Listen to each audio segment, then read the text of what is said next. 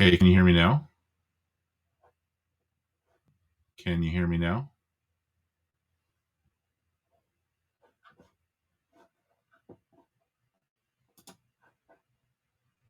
All right, good. Sorry about that. Okay, so here we are.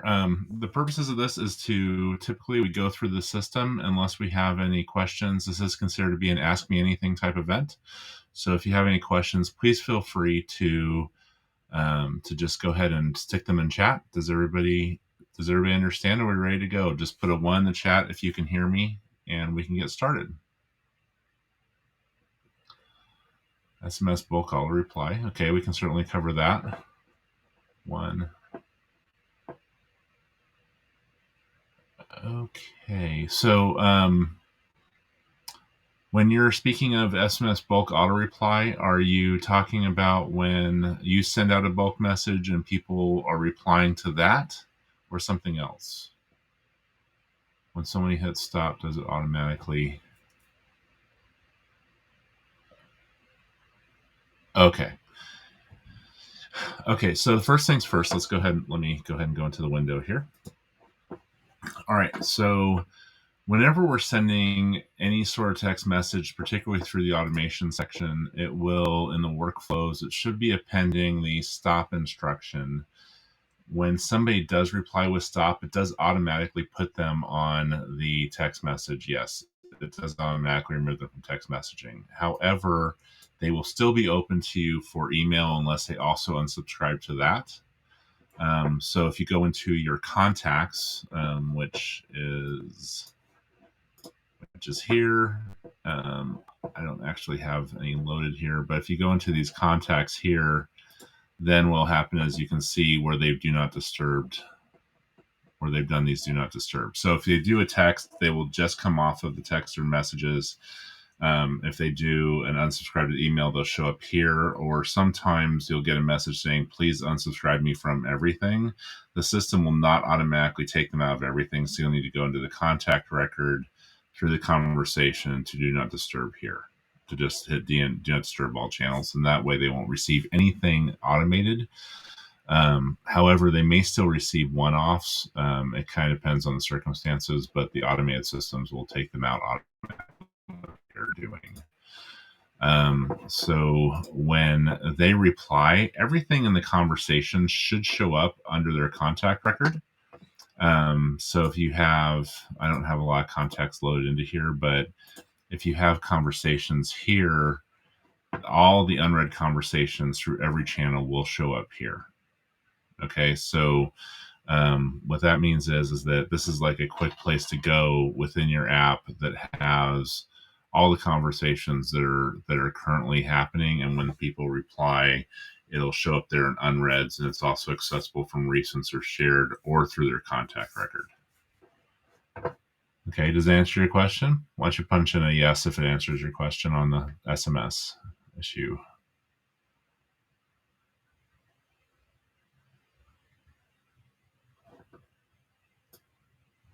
Great. Okay, so there's been some confusion. I'd like to take you through a little bit of some of the ways that, like, people have asked about some of the billing practices. So if you'll notice, sometimes when we're doing the initial authorization, you would say if someone says stop it, it should be for everything. Okay. Let me think real quick. There may be a way to automate that, George. Workflows. Let's see here. Let's just go into. Let's just make a new one. Let me see if I can do something like that. Start from scratch. Okay, customer replies. Okay, so I'm just going to do a quick experiment here to see if this works. Customer replied and filter, select. Okay, reply channel. Whoops.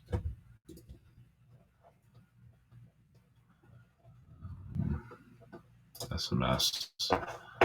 Let's see if it'll let us do it. Asking's free, right? Okay, so then we're going to do I don't know if it has that. Yeah, okay. So this is a fairly simple, you can actually set this up. This is not default this way. So what we can do is, I'll go through it again, is we want to create a new workflow. Okay, and so that is, if you didn't follow, I'll just go ahead and go back, confirm. Okay, so new workflow, we're just going to start from scratch. So go here to workflows.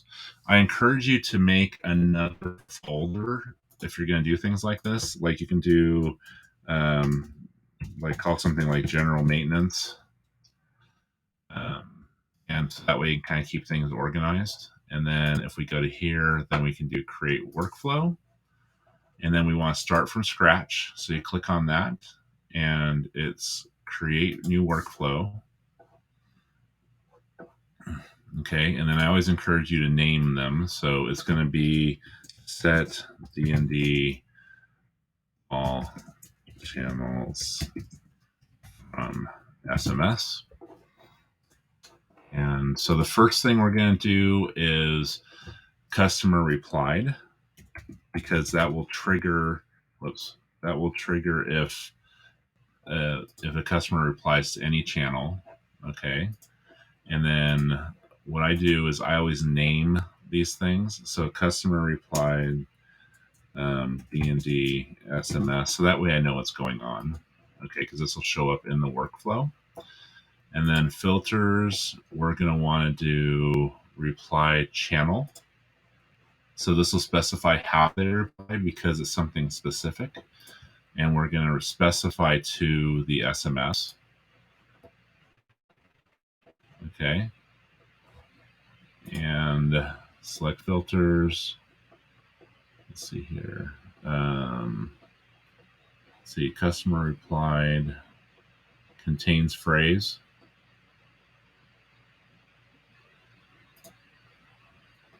They send the recording of this. Yeah, the recording of this will actually be put into our knowledge base. So we're going to say contain for it, or actually we're going to make them be more specific than that. Exact phrase match. And then we're going to say stop. Okay. So this is a customer replied stop. So they're following the instruction. So that's the trigger part. And then for the action, we're going to set contact to DND, to do not disturb.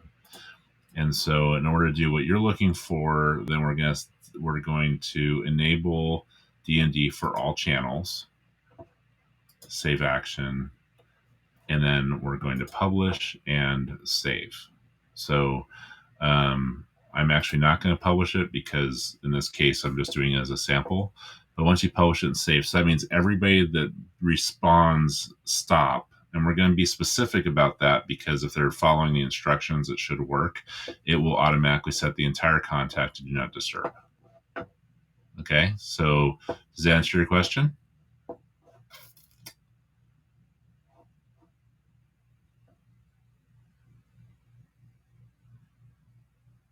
Awesome. Okay, so back to workflows. Something I did want to cover in this, and we'll be putting up a knowledge base article of this particular portion, is when you first create this account and you first onboard this account, then what will happen is that obviously you've put in your credit card and things to handle the email credits and the texting credits and all that sort of thing. Most of these accounts, all these accounts are set up to where if that amount in the system drops below $10, then what will happen is that it will recharge immediately with $10. Now, here's the thing. If you're setting up a text number or immediately sending an email, that little micro dollar amount, even with the email, it's like 1/10 of a cent or something like that, will be coming down off of that. And what will happen is that the system will register that, hey, this is under $10, add another $10. So it's been a common question to go, why are we having these these two immediate charges, it's simply because in the onboarding process, oftentimes you're automatically using a credit. If you're grabbing a phone number, that could be for $1.15, I think the number is. Or if you're sending an email right away, that could be for a penny. Any of those will actually reduce it to below the $10 you originally put in. So that's why you're getting two charges just right away. But after that, it should be what you would expect to be normal, meaning that the next time it comes below $10, it'll recharge the system. So one of the things that we want to talk about here, moving right along, is getting into some of the funnels. We've had occasional questions about this sort of thing, so I just want to go through and discuss just really quickly how we quote unquote activate a funnel. The system as it's set up, all these things are loaded into your Conversion Pro. They are not automatically active until you add a domain to your funnel.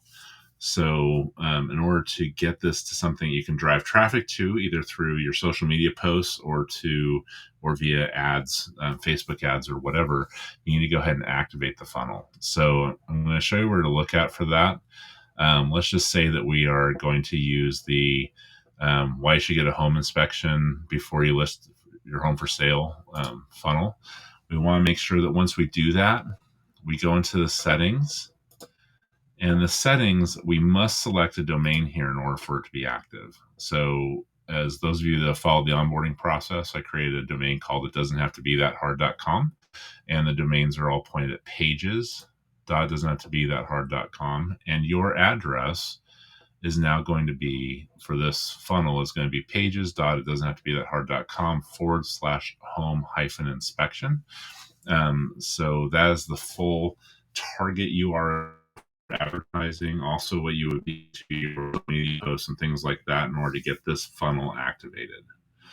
Okay, so once you have done that, then you just have to hit save, and then what that will do is automatically, you'll see it right here, automatically create the let me move it to where we can see it. Create the page on that domain, and now you can target. You can select that as a target URL, and that'll activate everybody through the funnel. So if you don't do that step of doing the domain, it won't go to where you want it to go. Now, as we all know, once they go through this process of a lot of these have had splits where we have multiple things running to see what's more effective in your area. Once they've gone through this, then they're going automatically into our automation section, and everything's labeled so that, in this case, we're in a lead magnet funnel, lead magnet workflow, and everything will be labeled the same way. So if we want to go here to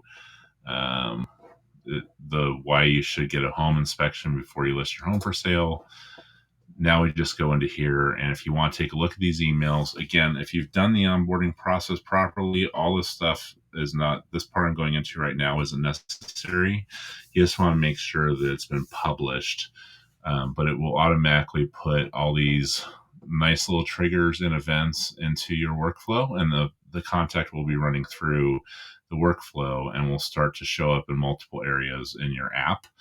And then hopefully what's going on is that as you are sending not only the PDF that's been requested, but when that contact goes to the additional workflows, what will happen is that it'll keep going through a process. And the whole purpose of all of this is to get them to respond. We're trying to get them to raise their hand and say, hey, we need help. We want to talk to you about listing, and et cetera, et cetera. And so when that happens, when they do respond, then they are taken out of these workflows, so that it becomes incumbent upon you, once they've responded, to continue contacting that person to build that relationship. So once this is done, it goes through here. There's a simple message that just says, hey, here's what you were asking. Okay, so then from that point, it goes into the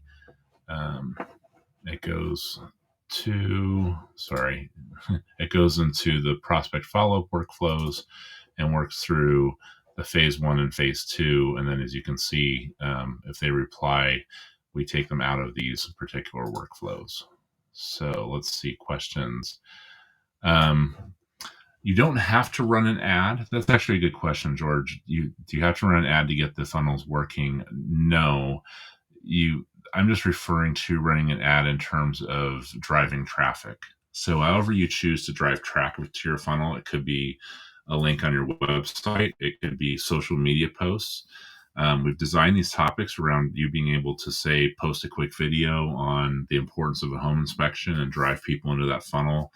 All that's necessary is for you to drive traffic to the funnel. They're functional as soon as you add it to the domain. But the main methods of driving traffic to the funnel are going to be some sort of paid advertising, either through Google or Facebook, or a link on your website, or a link through social media. So, does that answer your question?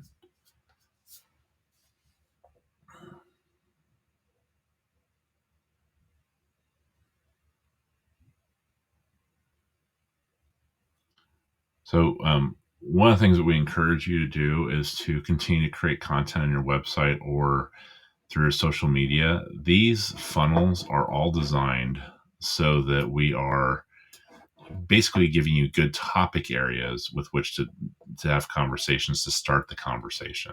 Okay, so what we've done is we've also been able to go through and do social media, add a social media planner to this. And what you can do from here is you can actually plan to all of your social media channels. You can see that there are 6 currently supported. That you can plan posts that will actually talk about the topic, let's say inspections, why you want to get a home inspection or the importance of it. And then that post, you can add that link, and that will get your social media working to create traffic to your to your funnel using social media. And then, of course, you also have the option to directly advertise to that page, Facebook and Google advertising. And yeah, so those are really the primary methods. Driving traffic is really one of those things that's a lot where the rubber meets the road. We can build the most fantastic funnels ever, but if we don't drive traffic to them, they'll just sit there and do nothing. So the primary methods that we've picked out are just kind of a combination here of things that are quick to things that you're building over time. So quick would be advertising through Facebook or Google, or whatever you decide to do, and linking it to the funnel pages. That's the quickest way to get a result. But building long-term results and long-term traffic using the social media channels to do that with is a great way to do that, because what's happening is as people get introduced to your social media over time, those posts are still there. They're evergreen. And so that means that when people are looking at your social media channel 6 months down the road and they're doing a search and they're trying to find your, something about home inspections, that post will know that post.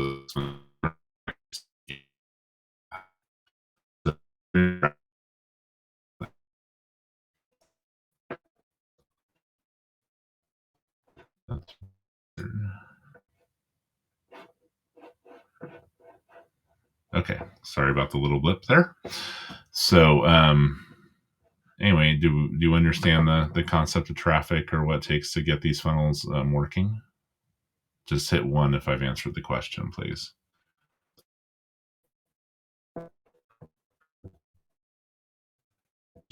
Permission. Okay. User permissions, you mean team permissions? Is that what we're talking about? Oh, yeah. Okay, so should you be an admin or a user? Okay, so under staff. Okay, so George, with your permission, can I share your actual can I share your actual account, or would you rather I not do that? Just hit a 1 if I can share your account. Okay. All right, so let me go ahead and go to this you, Roslyn,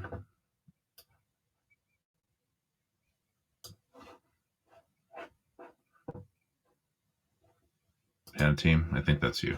Okay. So what we have here is under staff, and then we go to my staff. Okay, so everybody has like their particular permissions. To answer your question here is that, let me go ahead and just go to that, user permissions. This is where you're going to set up user permissions. The term admin isn't necessarily applicable here. What you're doing is you're basically giving yourself all the permissions, in which case your account, your primary account should be automatically set to that.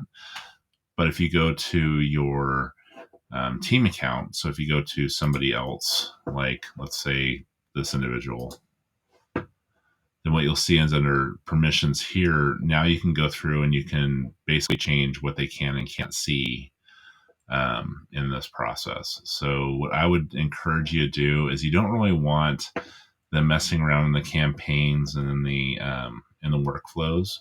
So what I would do is I would change those to read only, where it gives you the option. So they'll still be able to see it. They just won't be able to make those edits. And then, just you can basically by user, you can go ahead and you can change the permissions so they can see or not see whatever it is that you would like them to do. So, but the term admin, it more refers to, in our vernacular, the quote unquote lead on the account. And so all of your permissions should be able to see and do everything. But then on your users, what you should be able to do is take those people and take down some of their permissions. So that way they can't really mess with the system. Okay. So, user roles. Now I see what you're saying. Okay. So if we go to, let me go ahead and go back to you then. I always think of it in terms of permissions, not necessarily roles. So this one, you're set for admin. Yeah, that's fine. That should allow you to do do all the changes here as an admin account. Okay. Does that answer your question?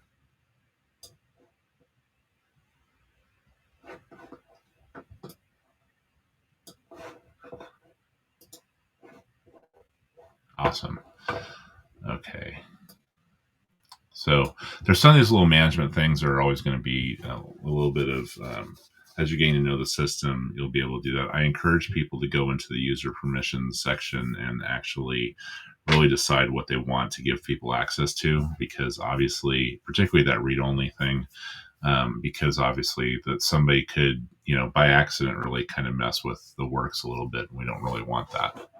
So I'm going to go ahead and peel off here and back into my sample. So yeah, you can see that in the sample account here, what should be set to is that the first person, now that my cobwebs are clearing, the first person being you, the account owner, the one who set up the account, should automatically be the admin role. The other people should be added as users. And then you can go in obviously and change these permissions. But the big one I would suggest, no matter what else you do, is really, I would take out, unless you have an assistant dedicated to helping you make these adjustments to campaigns or whatever, I would definitely put read only on these and see them and not mess with them, just because certainly by accident it's possible that they could inadvertently make some changes you don't want. So anyway, great. Okay, so we talked about traffic. Can you record an outbound call?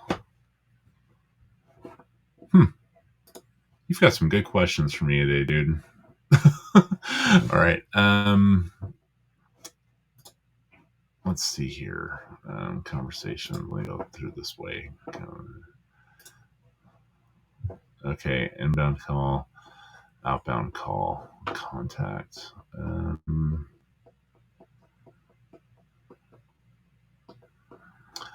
George, you know what? I'm going to have to look into that and send you and add it to the knowledge base, and I'll send you a response via our system. I don't believe that there's a native outbound call recording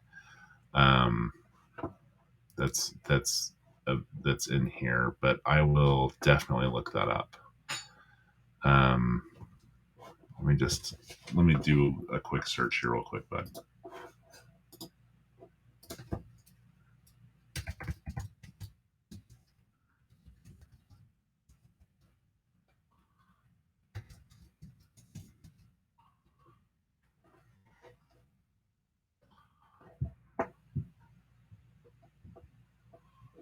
Let's see, call's not recording.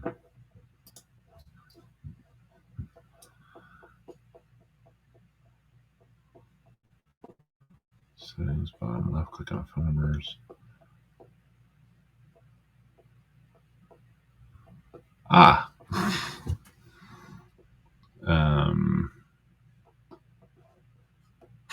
Okay, I am going to drop a help article. Hey, no worries, George. I will go ahead and go through the record the outbound call thing so you can see it in the recording. Because it's kind of interesting. All right. So, in order to enable outbound calling recording, then what you have to do is you have to go to settings, and then you have to go to phone numbers. Okay, and then edit. And then what you can do from that point is you can do call recording. You can set up here. This call will be recorded for quality assurance. And then you're going to want to set your outbound and incoming call duration. You're going to want to set that up so that you are at icon, enable call recording, checkbox.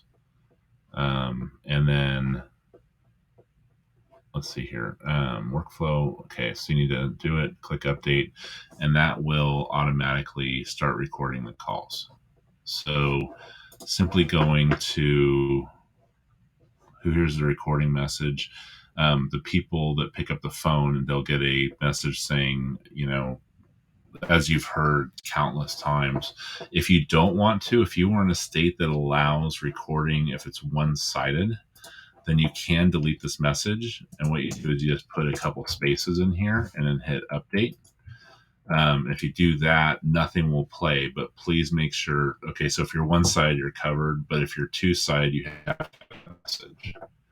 So you go phone numbers and then edit, and then all you have to do is just hit the call recording part, and then you just hit a couple spaces in here. Nothing will be said. It'll just connect you right away. Okay. And, for those of you not in New York who are watching this video later, you do need to have a message in here just saying this call may be monitored and recorded for quality assurance purposes or whatever, if you have that rule in your state. So, yeah, that's a very good idea. So if you want to hear your VA's calls, doing it that way is a great way to monitor them for training, definitely. So just make sure that one person on the call knows, your VA should know too. So, and that should cover that. Okay. So anyway, thanks for the questions, George. It's always better to have these things that are led by the audience. So I appreciate your time. Okay. If there's not anything else, then I think that we'll go ahead and end.